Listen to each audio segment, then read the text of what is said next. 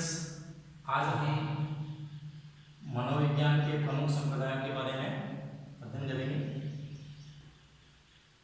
तो सबसे पहले हम संरचनावाद देखते हैं। संरचनावाद में जो अध्ययन किया जाता है या अध्ययन का जो विषय है वो मन है। इस सिद्धांत के प्रतिपादक हैं उनमें विलियम वुल्फ और टिश्नर का नाम प्रमुख है और इसका प्रारंभ 1879 ईस्वी में हुआ। इसके बाद में नेक्स्ट देखते हैं प्रकार्यवाद। प्रकार्यवाद में जो अध्ययन का विषय है वो अधिगम और अधिगम व्यवहार, अर्थात अधिगम से पूर्व और अधिगम के बाद में जो व्यवहार में परिवर्तन होता है उस पर अध्ययन किया गया।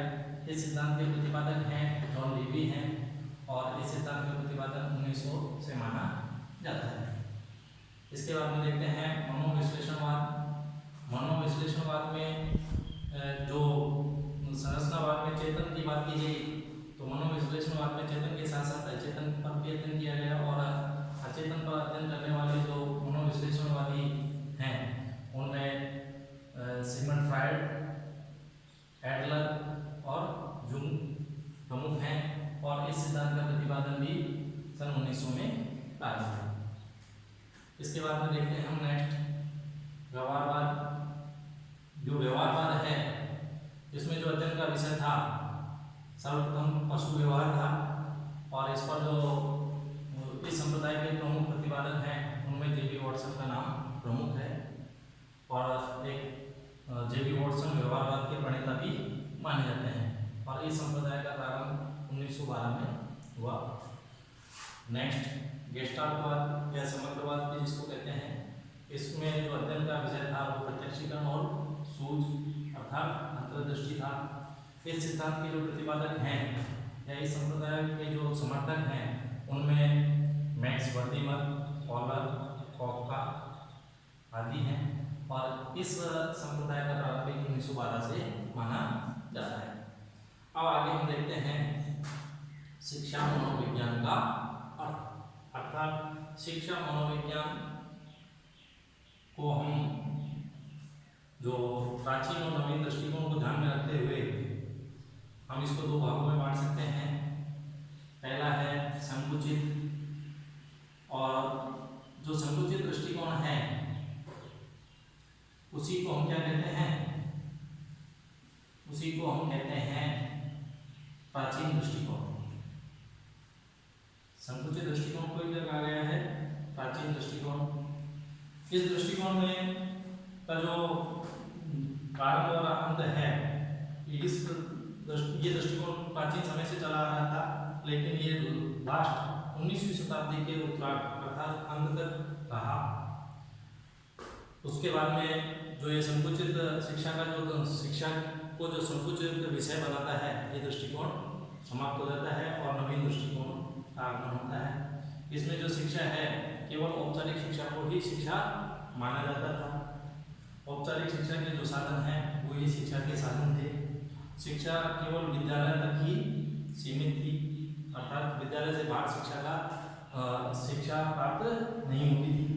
ज्ञानात्मक पक्ष पर बल दिया गया इसमें कि केवल बालकों को या अधिगमकर्ता को क्या दिया जाए, ज्ञान ही दिया जाए, व्यवहार से इनका कोई लेना देना नहीं था। इसमें सैद्धांतिक पक्ष पर बल दिया गया, अर्थात इसमें सैद्धांतिक ही पढ़ाई करवाई जाती थी या सैद्धांतिक पक्ष को ही ध्यान में रखा जाता, व्यवहारिक पक्ष को ध्यान में नहीं रखा जाता।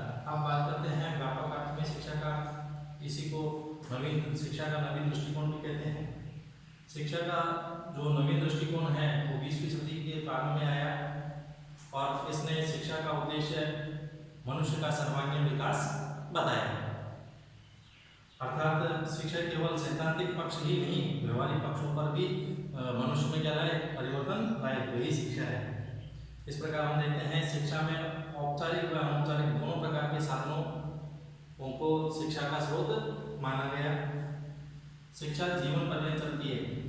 व्यापक अर्थ में माना गया कि शिक्षा केवल विद्यालय की जो आयु है या विद्यालय अवधि है उसी तक शिक्षा प्राप्त नहीं होती, बल्कि विद्यालय के बाद में भी और विद्यालय छोड़ने के पर्यंत भी शिक्षा प्राप्त होती रहती है, अर्थात मनुष्य जन्म से लेकर मृत्यु पर्यंत सीखता रहता है। नेक्स्ट देखते हैं सर्वांगीण विकास पर बल। अर्थात शिक्षा का जो नवीन दृष्टिकोण था, इसमें बालक के सर्वांगीण विकास पर बल दिया गया कि शिक्षा केवल मानसिक शक्तियों का विकास नहीं होकर के समस्त पक्षों का विकास करने पर बल देती है। व्यवहारिक पक्ष पर बल, अर्थात नवीन दृष्टिकोण के अनुसार शिक्षा सैद्धांतिक नहीं होकर सिद्धांत के साथ साथ व्यवहार में उपयोगी भी होनी चाहिए। अब बात करते हैं हम शिक्षा मनोविज्ञान की प्रकृति। इसमें हम देखते हैं कि शिक्षा मनोविज्ञान अपने आप में इसकी प्रकृति कैसी है, वैज्ञानिक है, क्योंकि वैज्ञानिक विधियों का इसमें प्रयोग होता है। और जैसा कि हमने शुरू में लिख भी दिया है कि शिक्षा मनोविज्ञान अर्थात ये क्या है, विज्ञान है। और जब विज्ञान है तो इसकी प्रकृति भी कैसी होनी है, वैज्ञानिक होनी ही है। नेक्स्ट, शिक्षा मनोविज्ञान का शैक्षिक परिस्थितियों में मानव व्यवहार का अध्ययन, अर्थात शिक्षा मनोविज्ञान क्या करता है, शैक्षिक परिस्थितियों में मानव व्यवहार का अध्ययन करता है कि शिक्षा जो प्रदान की जाती है या शिक्षा ग्रहण की जाती है, उन परिस्थितियों में मनुष्य का व्यवहार किस प्रकार का होता है और उनमें वह अपने व्यवहार में किस प्रकार शिक्षा की सहायता से परिवर्तन लाता है। शिक्षा मनोविज्ञान शिक्षण अधिगम को सरल व सुगम बनाता है, क्योंकि इसकी जो नवीन खोजें हैं और प्रयोग हैं, उनका वह उपयोग करते हुए या प्रयोग करते हुए अधिगम को क्या बनाता है, सरल और सुगम बनाता है। शिक्षा मनोविज्ञान में मनोवैज्ञानिक सिद्धांतों व विधियों का प्रयोग होता है।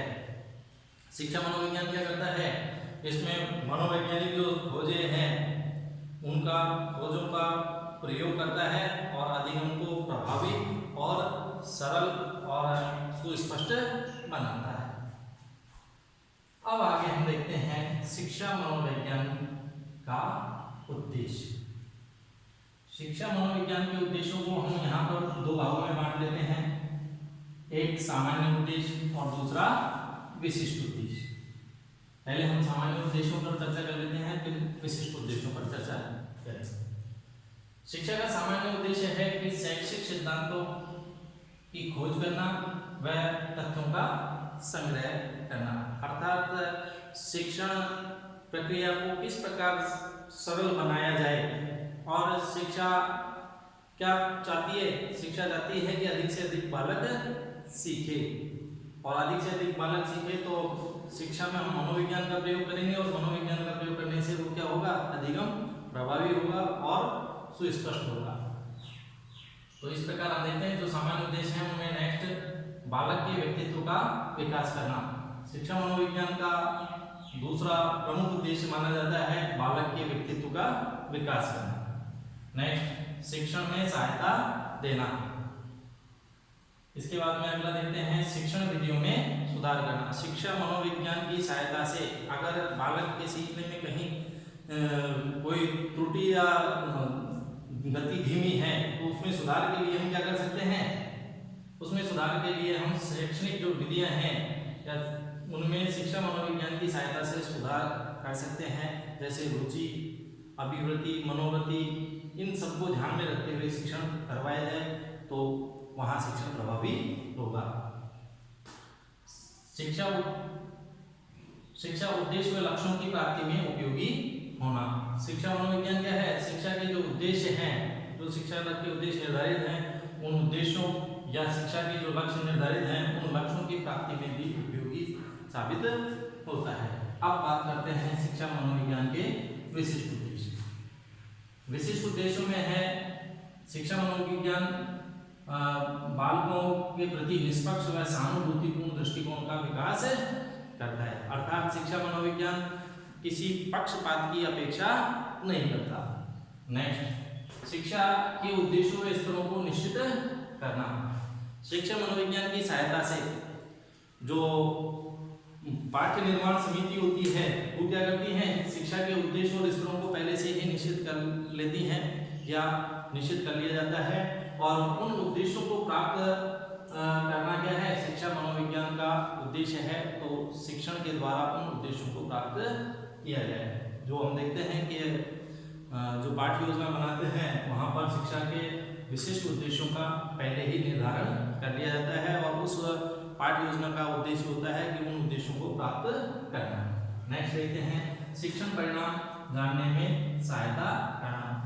विशिष्ट उद्देश्यों के निर्धारण से हमको पता लगा सकते हैं कि हमने जो शिक्षण करवाया उसका परिणाम क्या रहा, अर्थात उसमें कितना अधिगम हुआ और उसको हम मूल्यांकन के द्वारा प्राप्त कर सकते हैं। नेक्स्ट छात्रों के व्यवहार को समझने में सहायता करना। शिक्षा मनोविज्ञान की सहायता से हम छात्रों के व्यवहार को आसानी से समझ सकते हैं।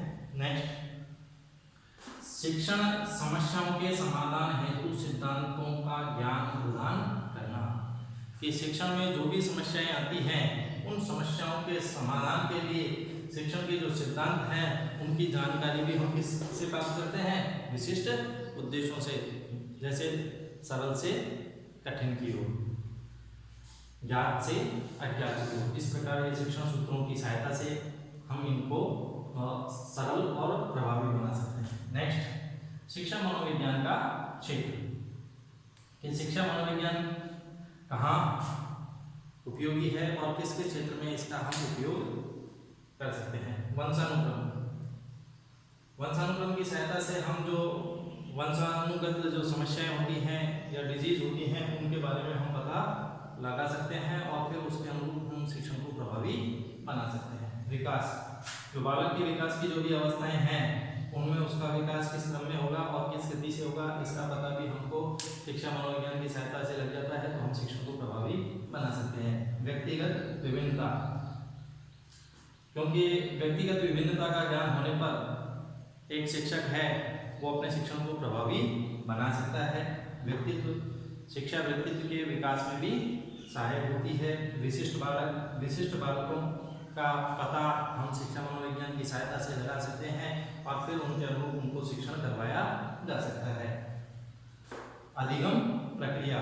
कि जो सीखना है उसकी का प्रोसेस क्या है और उस प्रोसेस में हमको किन किन का होना आवश्यक है और किस प्रकार हम अधिगम प्रक्रिया को प्रभावी बना सकते हैं, उसमें भी शिक्षा मनोविज्ञान उपयोगी सिद्ध होता है। नेक्स्ट पाठ्यक्रम निर्माण। पाठ्यक्रम निर्माण में भी शिक्षा मनोविज्ञान उपयोगी होता है, क्योंकि जो बालक के स्तरानुकूल पाठ्यक्रम का निर्माण किया जाना चाहिए तो उसके ज्ञान में शिक्षा मनोविज्ञान उपयोगी सिद्ध होता है। मानसिक स्वास्थ्य। एक बालक के मानसिक स्वास्थ्य के लिए भी शिक्षा मनोविज्ञान सहायक सिद्ध होता है। शिक्षण की विधियाँ। शिक्षण की विधियों के चयन में भी शिक्षा मनोविज्ञान उपयोगी होता है कि बालक का स्तर क्या है, उसी स्तर के अनुरूप शिक्षण की विधियों का हम क्या करें, प्रयोग करें। नेक्स्ट निर्देशन व परामर्श। Guidance and counselling. इसमें भी शिक्षा मनोविज्ञान या मनोविज्ञान बहुत उपयोगी सिद्ध होता है। मापन और मूल्यांकन, ये भी हम शिक्षा मनोविज्ञान की सहायता से कर सकते हैं। शिक्षा मनोविज्ञान में निरंतर नए अनुसंधान रिसर्च होते रहते हैं और उन रिसर्चों का हम शिक्षा के क्षेत्र में प्रयोग कर सकते हैं और ये हमारे लिए उपयोगी सिद्ध हो सकता है। नेक्स्ट देखते हैं शिक्षा मनोविज्ञान का किशोर अवस्था में बहुत ही महत्वपूर्ण योगदान रहता है, क्योंकि एक मनोवैज्ञानिक कहते हैं कि ये संघर्ष, तनाव और तूफानों की अवस्था को ही क्या कहा है उन्होंने, किशोर अवस्था कहा है। और इस अवस्था में बालक को सही दिशा में प्रेरित करने में या उसके जोश को एक सही दिशा में लगाने में शिक्षा मनोविज्ञान अपनी महती भूमिका निभा सकती है। Thank you students, best of luck. Next अध्याय में हम पढ़ेंगे शिक्षा मनोविज्ञान की प्रमुख विधियाँ।